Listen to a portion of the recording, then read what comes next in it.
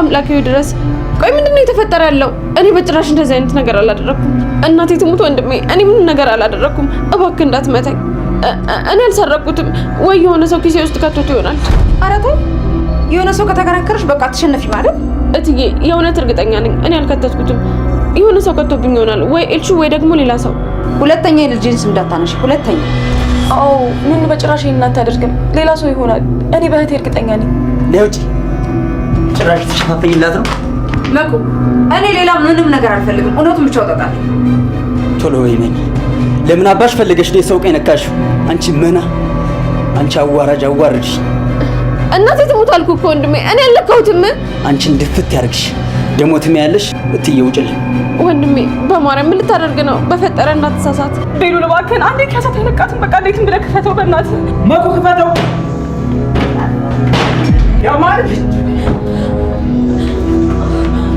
ያማልን ለምን ነው እንደዚህ የሚደበድባል? አይመለከትም ነው። እሱ ገላግሎሽ አታልፊም። እሺ ነው እንጂ ቀጥ ብለሽ አረፍ። ጫፏን እንዳነካት ስርዓት ይኑር። ለምን አፍራለሁ? እራስሽን ደብድበሽ ተደበደብኩ ስትይ መች አፈርሽ? ተናገሪ። አንቺ ነሽ አይደል ጌጡን የከተትሽብኝ? የምን ጌጥ ነው የምትይው? በሽተኛ። አሁን ውጪ ልተኛበት። ሰውን እንቅልፍ ነስተሽ አንቺ ለመተኛ ስትሞክሪ ትንሽ እንኳን አታፍሪም? ፈጣሪ ኑኑ ልቀቂኝ። አይ በጭራሽ አልለቅሽም። ተረጋጋት በለኝ። የመረጋጋት ነው። በጭራሽ አልረጋጋም። ይሄንን ነገር ያደረገችው ራሷ ናት። ኑኑ አሁን መስመርሽ በጣም እያለፍሽ ነው። እንዳላጋጭሽ አሁን ውጪ። ተይ እንጂ እንዳላጋጭሽ። ስራሽን ከሰራሽ በኋላ እንዳላጋጭሽ ስትትንሽ አታፍሪም እንዴ? አንቺን ብን አልፈራሽም።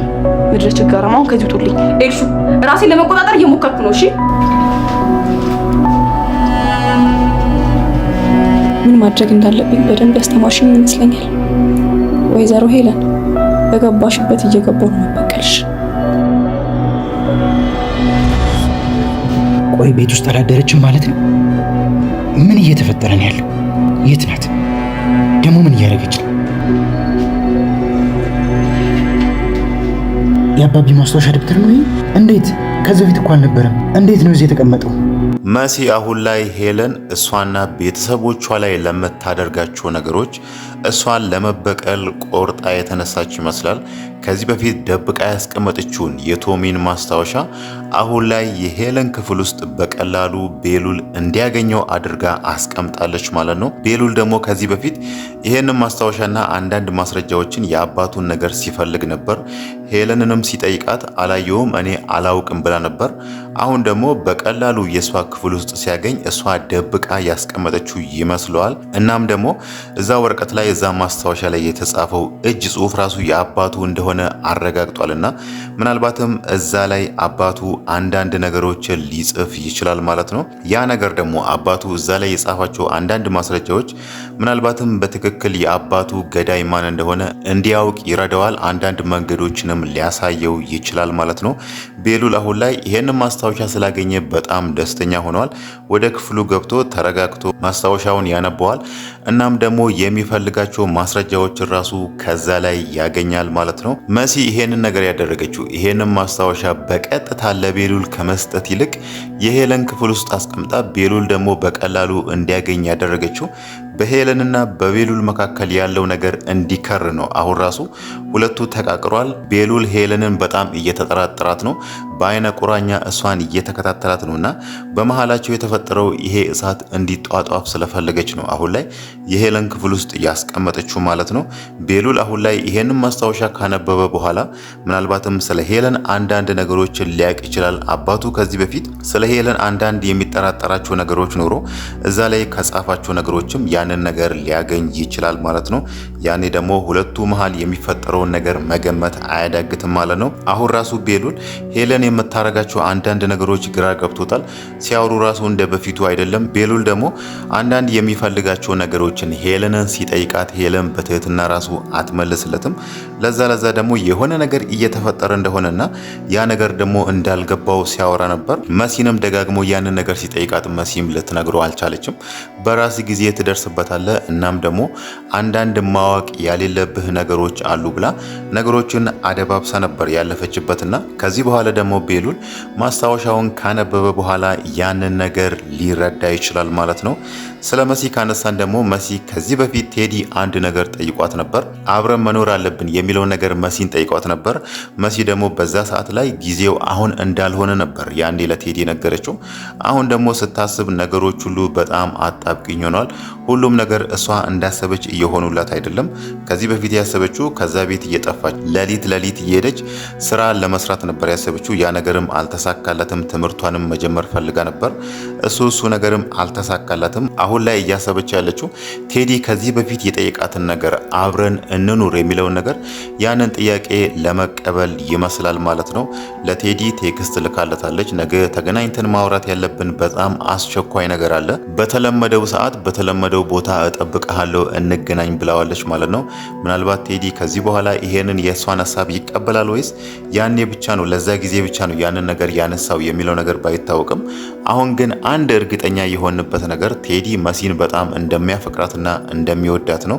ግን ደግሞ እሷ ከሄለን እንዲለይ ስትነግረው ቴዲ ደግሞ አሁን ላይ አንድ ማድረግ ያለበት አንድ ማሳካት ያለበት ነገር ስላለ ያንን ነገር ደግሞ ልነግርሽ አልችልም፣ ግን ደግሞ ትክክለኛው ጊዜ ሲደርስ አንቺ የምትፈልጊው ነገር ይሆናል።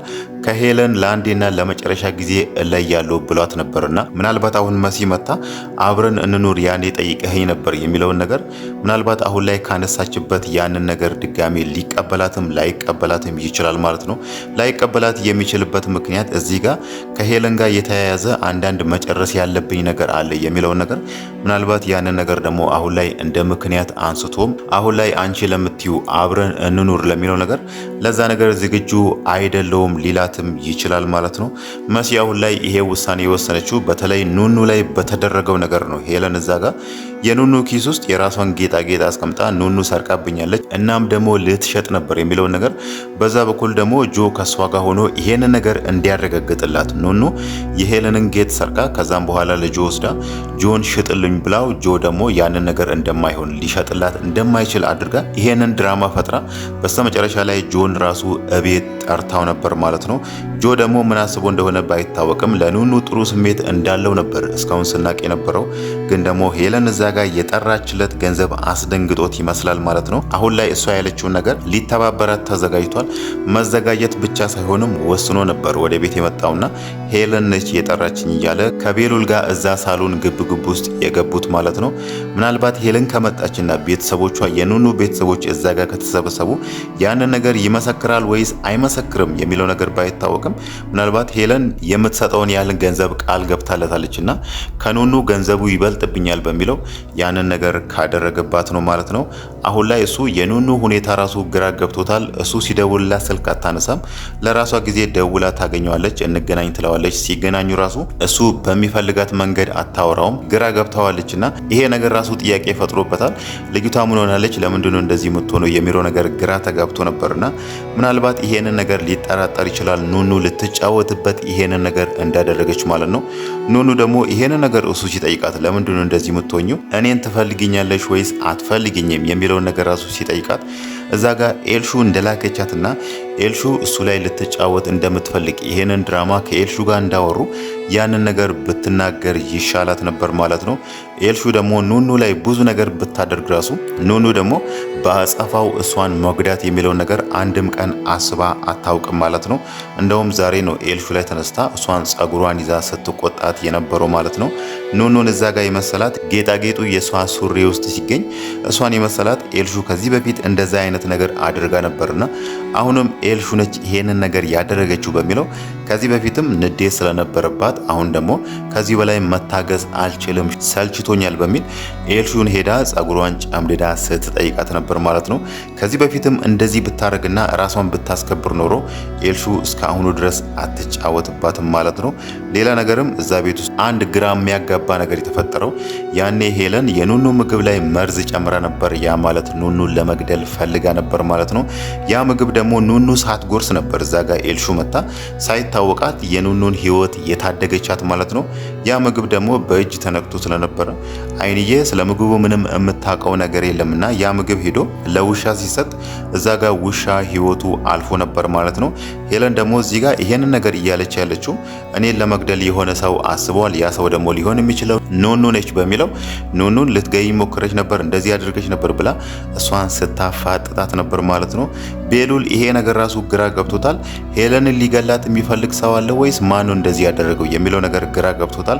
ደጋግሞ ሄለንን ራሱ ከማን ጋር ነበር ቁርስ ማዕድ ላይ ቀርበሽ ስትበይ የነበረው የሚለው ነገር ሲጠይቃት እዛ ጋር ሄለን ልትነግረው አልፈለገችም ማለት ነው። ግን ደግሞ እንዳየነው እዛ ጋር ኑኑ ምግብ ካቀረበችላት በኋላ ነይ አብረን ቁርስ እንብላ ብላት ነበር ኑኑን ያስቀመጠቻትና እሷን ትን እንዳላት አስመስላ ሄደሽ ውሃ አምጪልኝ ብላ በዛ መሃል ምግቧ ላይ መርዝ የጨመረችው ማለት ነው። ግን ደግሞ ኤልሹ ሳይታወቃት መታ የኑኑን ህይወት ታድጋታለች ማለት ነው።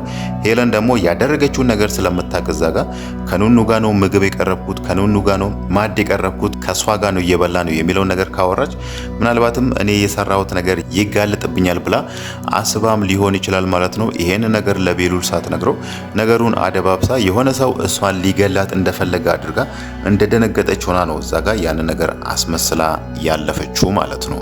ሌላው ነገር ደግሞ ስለ መኩ ነው። መኩ ዛሬ ያለውን ነገር የተፈጠረውን ነገር ሳያጤን ነበር ዛጋ ኑኑን ሲደበድባት የነበረው ማለት ነው።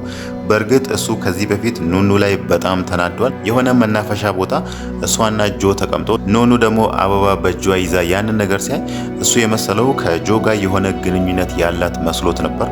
ያኔ ራሱ በሷ ተናዶ ነበርና ድጋሜ ደግሞ ሌላ ቀንም ከቤሉል ጋር ውጪ አምሽታ መታለች የሚለው ነገር ሁለት ጊዜ እሷ ላይ ተናዶ እሷ ላይ ተቀይሞ ነበር። ይሄ ደግሞ ሶስተኛው ሲሆንበት ነው አሁን ላይ መኩ በሷ ተናዶ እሷን ሲደበድባት የነበረው ማለት ነው። ግን ደግሞ እዛ ጋር የኑኑን ጸባይ ያውቃል። ከልጅነቷ ጀምሮ አብሮ ነው ያደጉት። ኑኑ ምናልባት እዛ ጋር ወጣት ነችና ፍቅር ግንኙነት ብትጀምርና ከሌላ ሰው ጋር ብትወጣ የሚለውን ነገር ራሱ ቢጠናጠር እዚህ ጋር ደግሞ የሰው ጌጣጌጥ ሰረቀች የሚለውን ነገር ይሄንን ነገር ኑኑን ማመን ነበረበት ማለት ነው።